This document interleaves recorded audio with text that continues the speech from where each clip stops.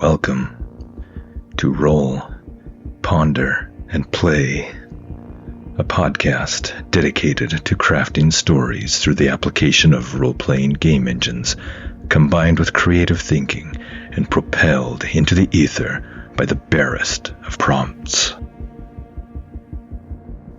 I'm Jarrett Hess, taking on all the roles of game master, solo player, author, and narrator. Come with me on a journey, and together let us explore realms of shadow, danger, and wonder.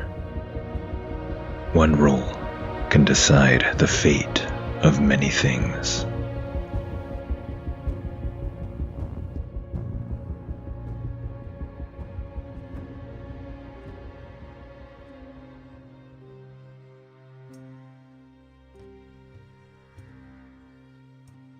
Welcome, my friends, to the post-Christmas days of early January. If you're in the northern hemisphere, anyway. Though where I live, it is very atypically rainy and wet, when usually the ground would be frozen solid with snow. I'm not complaining, less shoveling is better for my back. In any case, I hope you had a very Merry Christmas and a Happy New Year celebration. I was going to record this episode earlier, just a couple of days after Christmas, but I've been sick, and my voice is now finally starting to recover. So if it sounds a little extra low, that is why. Before jumping back into my usual Queen of Shadows podcast, I wanted to record a few one-off episodes from my Shadow of the Demon solo D&D 5e campaign. I started this back in December of 2019, and the main reason I did so was I wanted to learn the rules of D&D 5e better. The 2014 version of the rules is what I had. And also to learn how to use my virtual tabletop fantasy grounds better. I ran through 3 adventures in my campaign, and honestly, there isn't much narrative meat currently on that old skeleton of plot points and the fragmentary pile of rapid-fire notes I took. There could have been, but that wasn't my purpose, and honestly, I have no desire to go back and record those sessions as actual full podcast episodes with full-featured narrative flesh. And just reading off my notes would be extremely boring. However, when I got into the 4th adventure, the muse took over, and I have a few scenes of somewhat scintillating narrative and dialogue, if I may say so. I may, because it is my podcast.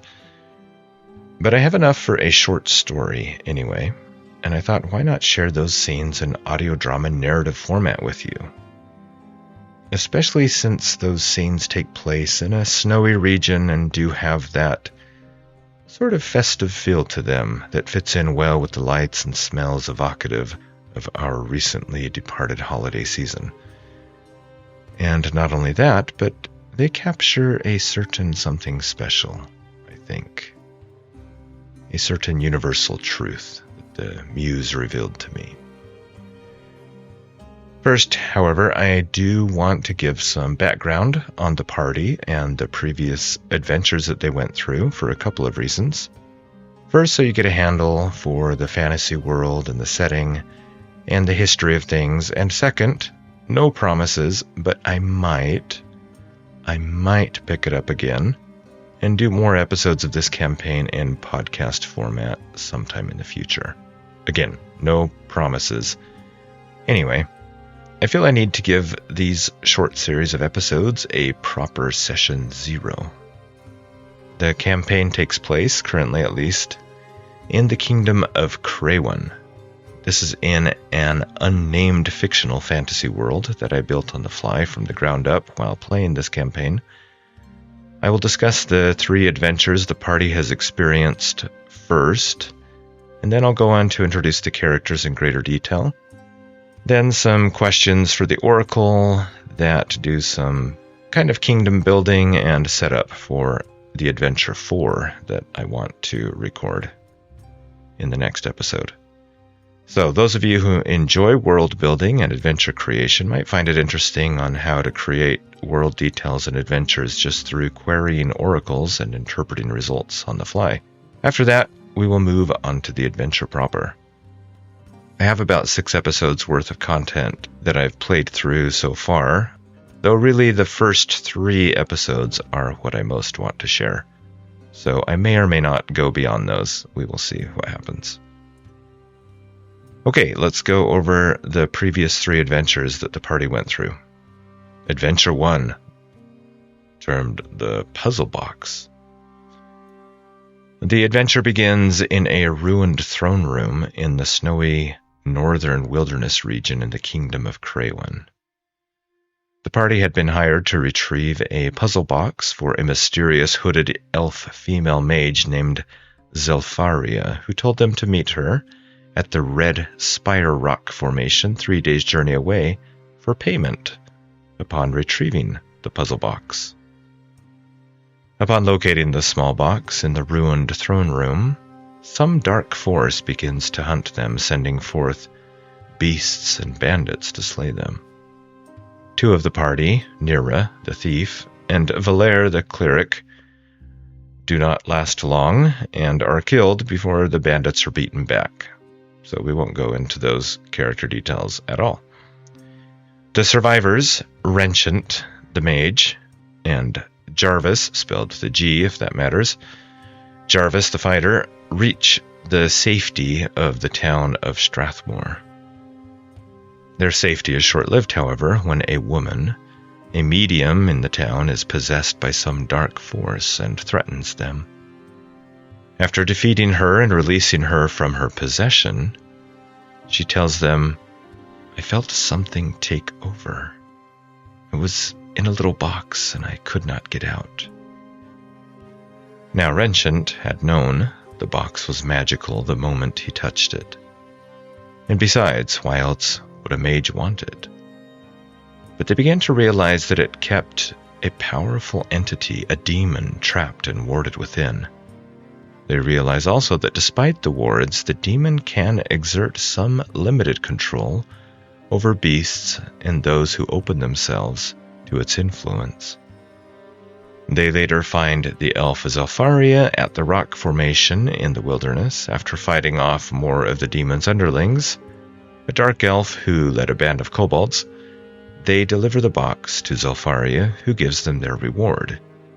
The demon is weakened, but not destroyed. Thus concludes Adventure 1. Adventure 2, termed the Deciders. Returning to Strathmore, the party finds that a noble family in Strathmore has been slaughtered in brutal murders by a rising faction of bandits and killers named the Deciders, and that their youngest daughter has been kidnapped. 2 new members join their party to help in the investigation. Dosakin, a human barbarian, who needs the funds to help his ailing sister, and Reyna, an elf ranger, loyalist to the crown and one of the king's elites, who has already been hunting the Deciders. Their investigations set the party on the trail of one Miley, a cutthroat and rogue who had met with Vir, V-I-R, a man said to be behind recent assassination attempts on the king's family. By this time, Vir is in a prison wagon on his way south from Strathmore to face trial, and they suspect Miley will try to rescue him. They follow Miley's trail over a mountain pass where the rogue tries to ambush the party. They subdue him and take him to Inoluan Pass, south of the mountains. That's the name of a town, where Vir's prison wagon is located. Just as they are talking to the guards about Miley, trying to turn him in, a crowd is incited to violence by a flamboyant man on a platform with radical ideas contrary to the crown. As Jarvis and Reyna are distracted trying to stop the man roiling up the crowd, Vir's underlings use the chaos to try and free the assassin. Dosaka and Renshant stop them, but in the chaos, Miley breaks free and runs away. The party eventually chases Miley into the sewers, where they finally bring him to heel. They find out the location of various camps used by the Deciders. With the help from the Strathmore militia, they coordinate a combined assault against all of the camps at once, with the heroes taking down the main encampment. There, they fight and capture Thanos, a female mage and illusionist, and one of the lead members of the Deciders who was instrumental in the murders of the noble family. Thus concludes Adventure 2. Adventure 3, The Winged Monster. In Strathmore, refugees from the south begin flooding the town, fleeing the destruction of the burned capital city of Knife's Edge, located several days' journey to the south of Strathmore. Additionally, other refugees are pouring into town from the east, fleeing their farms and homes, swelling the town to its breaking point. These latest refugees bring tales of destruction and doom from tooth and claw of some winged monster terrorizing the countryside to the east. The party is hired by the mayor of Strathmore to find and slay this monster. Amidst the trail of ruined farms and destruction that lead ever eastward, they find evidence that Veer, the assassin, had some sort of safe house at one time in one of the farmhouses, and from a journal, an intimate relationship with a farmer's daughter. They continue to follow the trail of destruction in a 2-week journey to the east. There they are met with the eastern reaches, a vast range of mountains running north to south that separates the kingdom of Craywan from the neighboring kingdom of Catalan. Atop the sheer western face of one of the mountains, they see movement within a ruined keep. Sensing that this is their destination and the lair of their prey, they brave the deadly winter storms that slash the mountains, and after nearly perishing to the elements and ravenous wolves, they finally find entrance to a network of subterranean passageways built into the mountain's heart. They deal with various denizens that dwell in the dark, from cultists to constructs, and even free Kendrock Bloodsong, a dragonborn paladin and worshipper of the goddess Sheniel, from a troll's cookpot. The dragonborn, owing them a debt, and seeing them as his best hope of survival, joins their party. They also learn his tale and some ancient dragonborn lore. Kendrock had entered these depths to protect his ward, a human lad who, in his sorrow and desiring to speak with the spirits of his recently departed parents, rashly sought the fabled pool of heaven, rumored to be in these halls. This pool, it is said, was formed by the great and ancient silver dragon Dargwyn, who, when her mate died, shed forth radiant tears that pooled and mixed with the lava flows of the earth, crystallizing and forming a mirror with mystical properties. But the boy's journey ended in the troll's cave. Whether the crystal pool really is here, Kendrock does not know.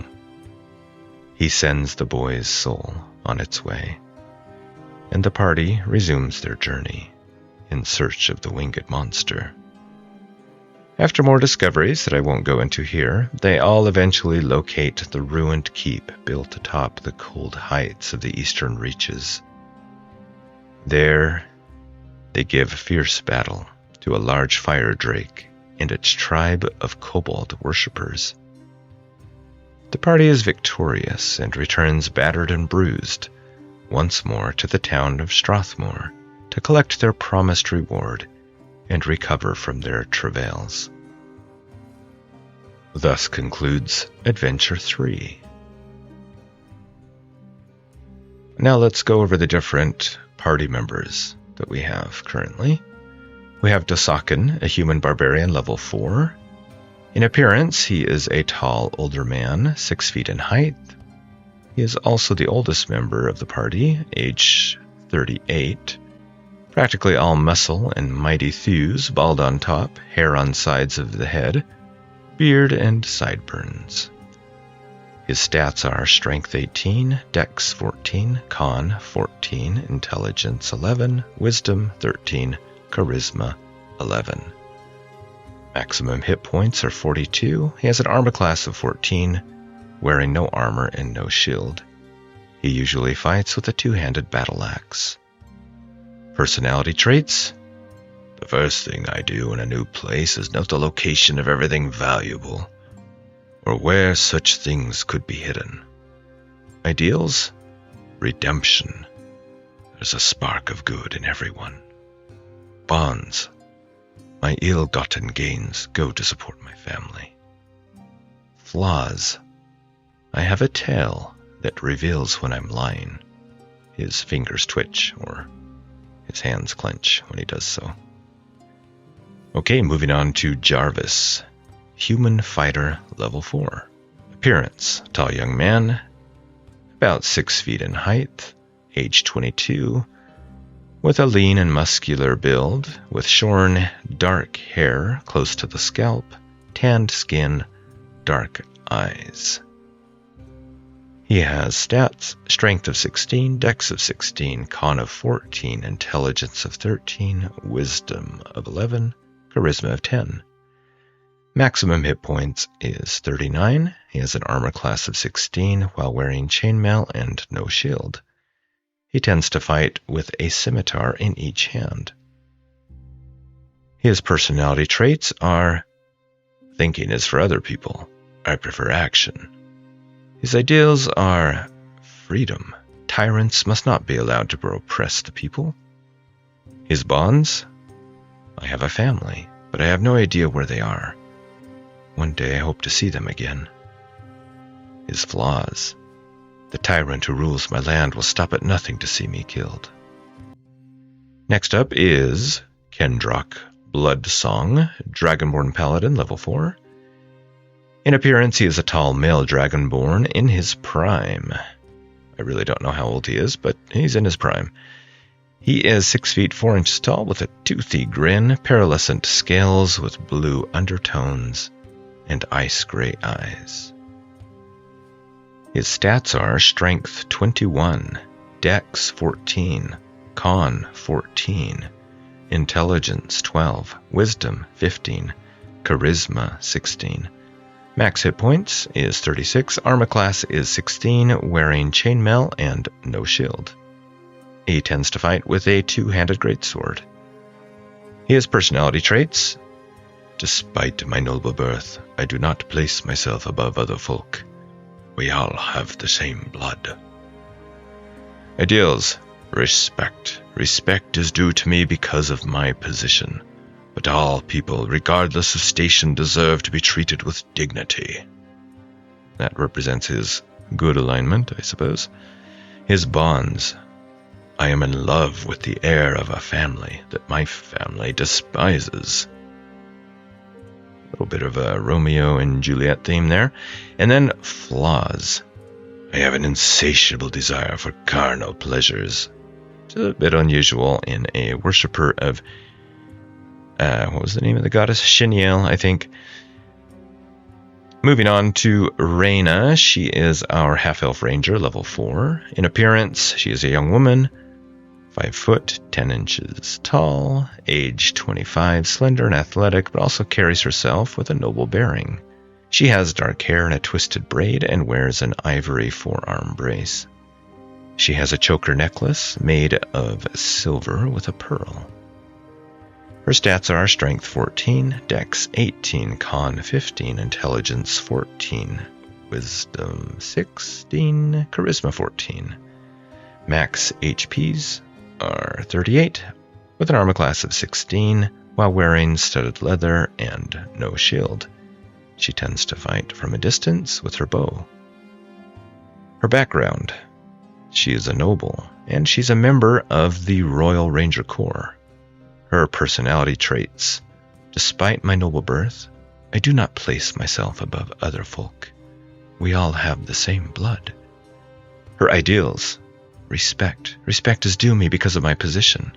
But all people, regardless of station, deserve to be treated with dignity. That represents her good alignment. Her bonds: my loyalty to my sovereign is unwavering. And her flaws: in fact, the world does revolve around me. Let's move on to Wrenchant. Now, Wrenchant is the focus of our adventure here in Adventure 4, as you will soon see. Appearance: a human man with black hair and dark eyes, of average height, about 5 foot 8 inches tall, age 35. He has a full beard that is well combed and uses well-tailored clothes with a high collar. His stats are Strength 11, Dex 17, Con 12, Intelligence 18, Wisdom 16, and Charisma 16. His max hit points are 24, armor class of 13. While wearing his well-tailored clothes, he tends to use magic to fight from a distance. His personality traits: I have read every book in the world's greatest libraries, or I like to boast that I have. He's an insufferable know-it-all, married to the acquisition of knowledge and his magic. Ideals? No limits. Nothing should fetter the infinite possibility inherent in all existence. So he's a bit chaotic, and boy, he is narcissistic. Bonds: I've been searching my whole life for the answer to a certain question. And I really don't know what that question is that he's searching for, but he does have those bonds rolled up from when I made his character. Flaws: I speak without really thinking through my words, invariably insulting others, and I don't really care. Notes: he wants to see the elven scholars and learn with them, and learn the history of the Tree of Radiance, Ashanta Ath Eve. That was something we learned about in Adventure 3 that I didn't go into. If you do want to read any of the details on those previous adventures in further detail, I do have my rapid fire notes recorded on rpgsolo.com. Okay, moving on to the Adventure 4 background and setup. Now, this adventure was a little bit interesting because the first 3 adventures largely took place in and around the environs of Strathmore, the wilderness town that was close to the very first adventure. And so I didn't really need to know more about what was going on in the larger world. But I did for this because we learned that there were refugees coming in from Knife's Edge, and there were other happenings occurring in the Kingdom of Crewan. So let's go over those geopolitical happenings. I came up with these in a series of questions with the Oracle, and geopolitical happenings are always good fodder for adventures and the like. The current kingdom the party is in, with Strathmore, Knife's Edge, South March, etc., is the Kingdom of Crewan. What do we know so far about this kingdom? Well, the capital city was burned down by some dissidents, revolutionaries. Refugees have fled from the capital city of Knife's Edge to other cities, filling up inns and the like. And the king's family has set up a new temporary capital at South March. All of these locations are many days' travel to the south from the town of Strathmore, where the characters currently reside. We know that the 3 members of the royal family were slain. Who were they? Was it the king? On a 50-50, I get a no and. No, he wasn't in South March at the time. Where was he? Adventurously / dry. He was out hunting, but came up dry. No boar. His lady wife, the queen, was she murdered? I think that is somewhat likely, but on a roll of a 3, I get a no. How many children do they have? How old is the king? Is he older than 30? 50-50 chance, I get a 4. That's a no. I'll say he's in his late 20s, so 28. The queen is 25. They've been married for 10 years. I'll say they have 1d8 children, and I roll a 1. Only 1. Was this child slain? I get a 50-50 chance and get a yes and. The prince was a 10-year-old boy, the only child and the heir to the throne. The king needs a name. I call him Kriat Steeps, and his lady wife is Drina Geoffs. Does Kriat have siblings? I think that's likely. On a roll of 8, I get a yes. Does he have more than 3 brothers? On a 50-50 chance, I get a 1. No and. Event abandon / opulence. I guess that means that he has 3 sisters. One of them has left her life of luxury to join a religious monastery far to the... let's roll a d4. I rolled a 2 to the south. Far to the south. Were the other 2 siblings killed? I think that's somewhat likely, but I get a no but. One of them was killed along with Kirat's own ailing mother, will say. They and the nanny were tending Kirat's son when assassins killed them. Is the princess in the monastery older than Kriat? I think there's a 50-50 chance. I get a 3. That's a no. I'll say she's 25 right now. Are there any neighboring kingdoms? On a 50-50 chance, I get a yes and. Yes, and there are some ongoing border disputes. We'll say the nation of Thodal lies to the south, the kingdom of Catalan to the east. To the west lies an ocean known as the Great Western Sea. Have ships traveled across the sea? On a 50-50 chance, I get a 3, and that's a no. It's also called the Sea of Eternity, since any who have ventured far into the Western Sea have never returned. Are there any current border disputes with Thodal? 50-50 chance. On a 3, I get a no. So there must be some disputes with Catalan to the east. What's interesting about Catalan? Let's use Mark's adventure glyphs. Rolling on that, I get a satellite dish, a rock on fire, a diamond raindrop, a fishhook, a horse, a sword wrapped in winds, twin axes, wings with a ring, a branch with eyeballs. From all that, I get Catalan is another human nation that has diamond mines in the burning rocklands, lands far to the southeast in the desert.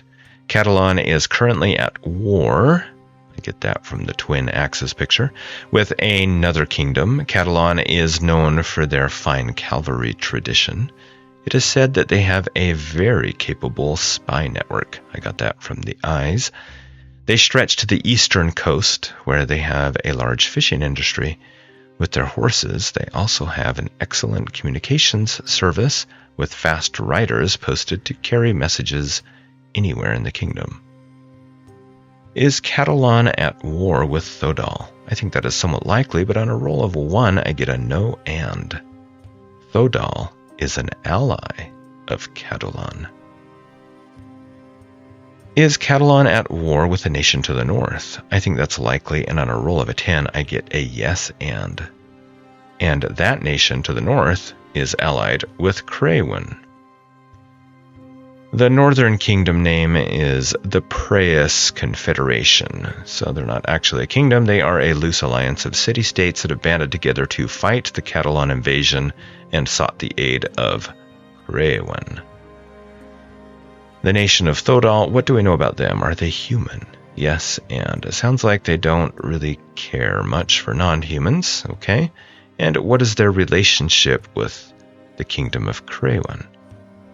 Kindly/glorious. Well, it sounds like they are allies with Crewan. I guess they enjoy some peace and good trade between the two realms. Okay, let's go back now to the adventure setup. What else is going on in Strathmore? Struggle/illness. Well, that makes sense given the influx of refugees. What rumors are there of interest geopolitically? Disrupt/prison. So Veer, the dangerous assassin that was captured in Adventure 2, has escaped his prison. And he had both internal and external help, it would seem. Is there evidence of another country involved? On a 50-50 chance, we get a yes and. Yes, Craywin claims that they have found evidence that Catalan is behind the rescue and the military is on alert. Regiments are being formed up and are starting to march for the eastern border. Is the party asked to help? I think that's likely, and on a roll of a 9, I got a yes. What does it involve? I rolled up cruelty/danger. Okay, a dangerous task. I guess that makes sense for any sort of adventure, but how so? What does this task involve? Travel/the intellectual. It sounds like an arduous and dangerous journey then. And who is this intellectual? Are we supposed to travel to perhaps locate Zolfaria, the elf who hired them for their very first adventure with the puzzle box? Maybe she is the one asking us to travel somewhere? I think that is somewhat likely, but the Oracle says no, and. So someone else wants them to go on a journey. To where?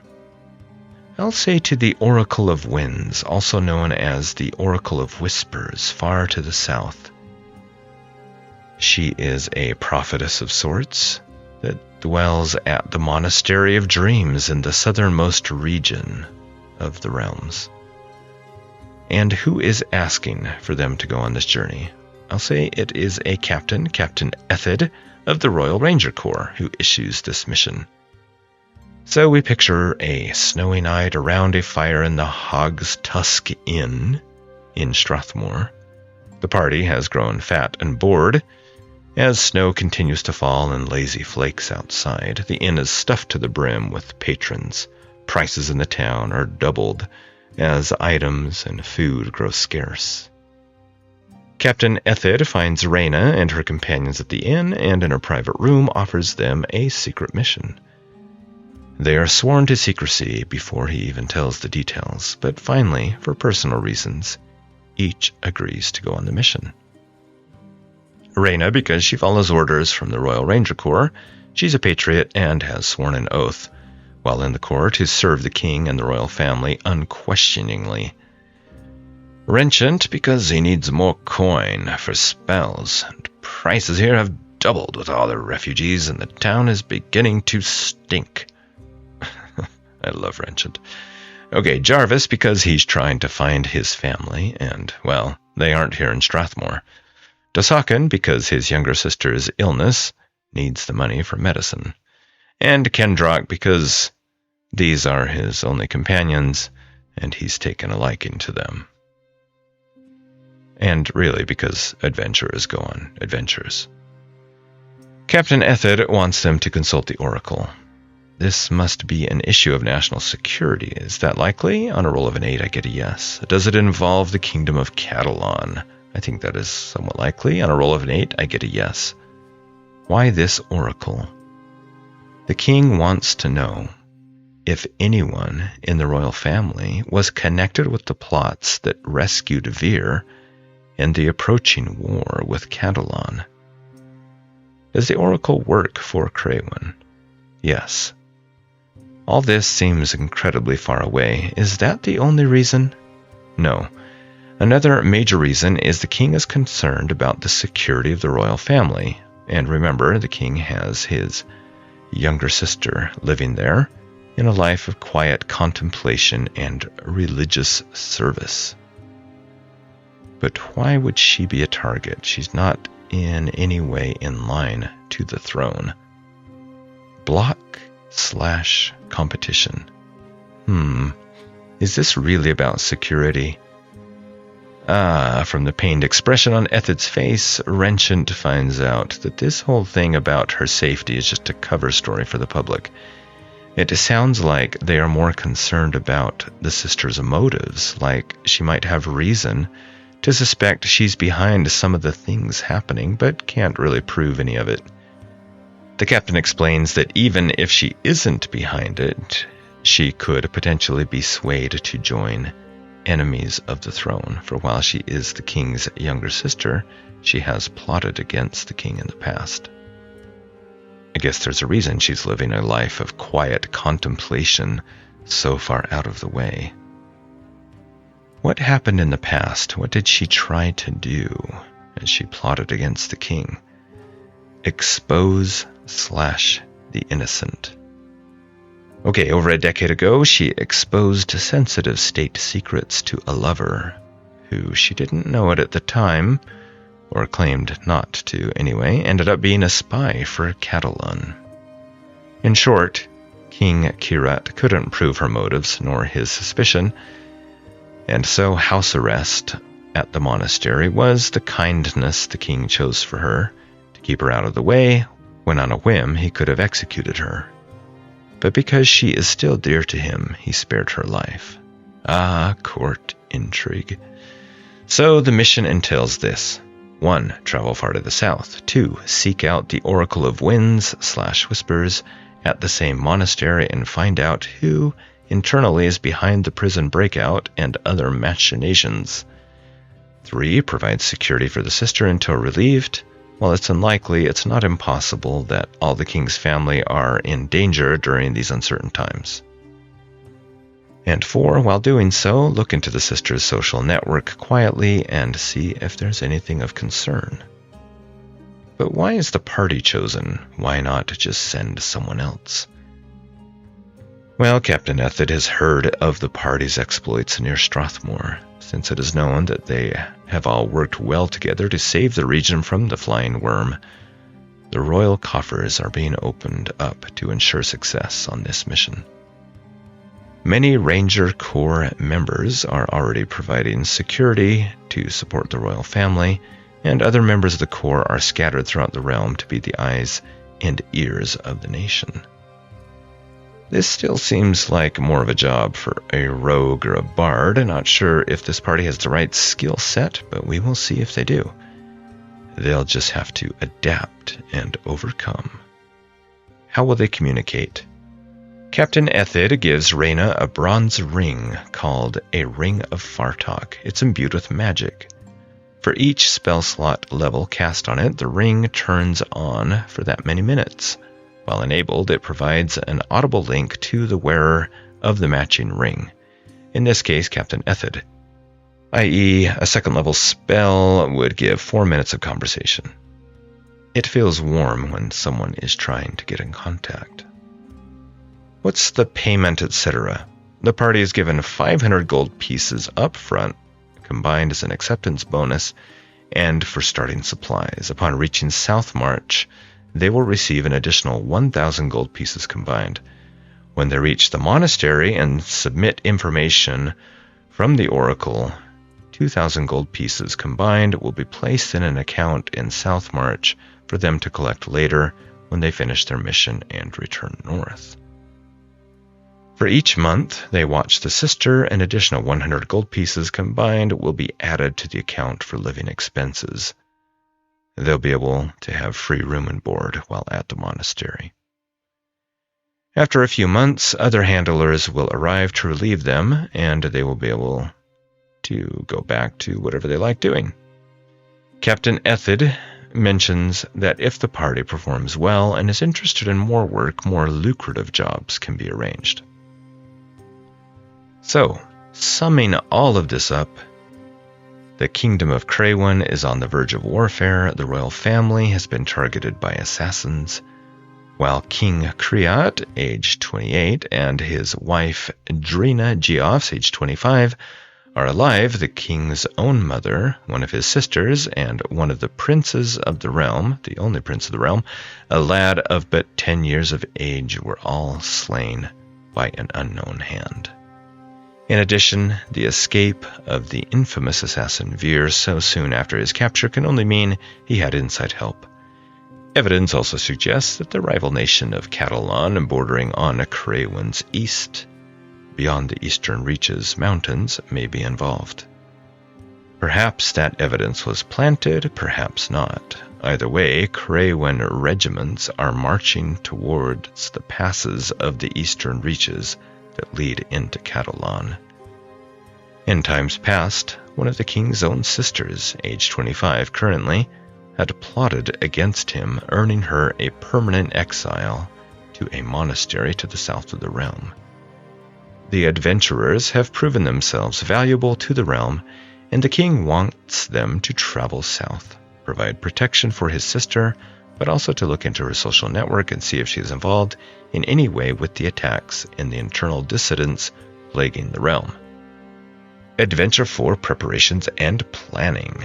Okay, not a whole lot to go over here, but they spent a couple of days planning and preparing. It's about 15 days travel by foot to Inolulan, about 7 days on horse. It's 30 days on foot to South March, about 15 days by horse. All party members decide they will need to purchase a riding horse and a draft horse for supplies. Most of them already have them, but a couple were missing one or the other. Kendrock had neither. All goods and services are double the price due to demand in Strathmore. Kendrock runs out of funds, and Jarvis covers the money for his remaining purchases, because he's just that kind of guy. They'll all purchase enough rations for a week's journey, and then will resupply in Inolulan. Once they have supplies, they will brave the mountain pass and travel to South March, another 8+ day journey by horse, depending on how conditions are at the pass. But speed is of the essence, as they want to arrive at the monastery as soon as possible. Alright, well that concludes the adventure setup and all the background information that you need about the world and recent political happenings to fully enjoy what's happening should this campaign continue further. Next up, we will continue with Adventure 4, Episode 1. I realize this episode contained a lot of dry world building. Things will get better as the adventure starts, although Episode 1 isn't really all that interesting. There are some interesting parts. Mainly Episodes 2 and 3 are where the magic happens, but it's all a bit enjoyable, I think. I hope you have a great day. Thanks for being with me.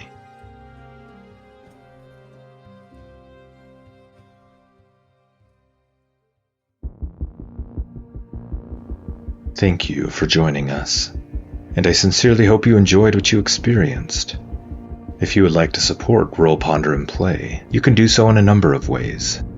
You can give the show a positive review on your podcatcher of choice. You can share the show with your friends and family and on your socials.